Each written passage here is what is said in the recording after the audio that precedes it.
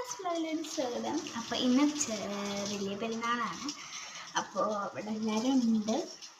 അപ്പോൾ ഞാൻ എന്താ ഈ കയ്യിലിട്ടിട്ടില്ലേനു, അപ്പോൾ ഈ കയ്യിലിട്ടതാണ്. പിന്നെ എന്താ ഇത് ഞാൻ ഇട്ടത് കേട്ടോ. അപ്പോൾ നമുക്ക് ബാക്കി വീഡിയോ കാണാം. ഇതാണ് കേട്ടോ എൻ്റെ ഡ്രസ്സ്.